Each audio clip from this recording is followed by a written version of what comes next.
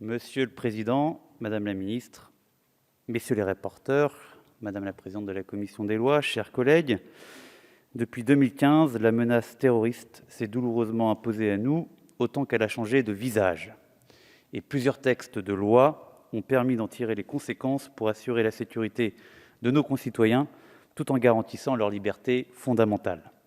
Qu'il s'agisse de la loi renseignement de 2015 ou de la loi SILT de 2017. Ces dispositifs ont été plusieurs fois évalués et contrôlés par nos collègues de la commission des lois, ce qui a permis d'éclairer la préparation du présent projet de loi. La réalité nous rappelle malheureusement et régulièrement que la menace est forte. Elle nous permet de voir aussi la négation de l'État et de nos services qui déjouent chaque mois des attentats, 36 depuis 2017. Notre arsenal juridique doit leur donner les moyens de le faire dans le respect de nos valeurs fondamentales, d'autant que la menace change continuellement. Ce qu'on appelle la menace endogène mute, avec un reflux de la menace projetée, mais une intensification de la menace autonome, très délicate à appréhender. Ce texte vise donc à améliorer les moyens de la lutte antiterroriste et du renseignement, avec le soutien de la majorité dans son ensemble.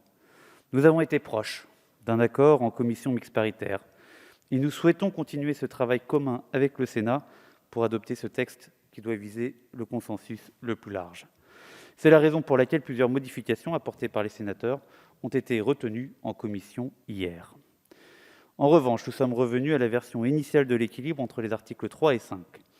L'article 3 renforce ainsi les mesures individuelles de contrôle administratif et de surveillance, les MICAS, en permettant de prolonger à titre dérogatoire et dans des cas très particuliers, jusqu'à une durée totale et maximale de 24 mois, la surveillance des individus sortis de prison et condamnés pour terrorisme, avec des renouvellements n'excédant pas 3 mois et soumis à justification.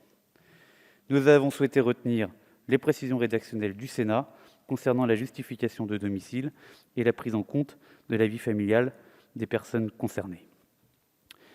Concernant le renseignement, la plupart des apports du Sénat ont été conservés, notamment sur les dispositions visant la recherche et développement, le concours des opérateurs téléphoniques, le rôle de la Commission nationale de contrôle des techniques de renseignement ou les informations en matière de cybercriminalité. Sur l'échange de renseignements entre services, les rapporteurs ont souhaité tirer les conséquences de la décision du Conseil constitutionnel pour revoir l'article 7. Nous arrivons donc à un texte robuste, efficace et proportionné, fruit d'un travail approfondi des deux chambres. Il donnera les moyens nécessaires à nos services pour protéger nos concitoyens, tout en préservant leurs droits fondamentaux. Le groupe La République En Marche votera en faveur de ce projet de loi. Je vous remercie.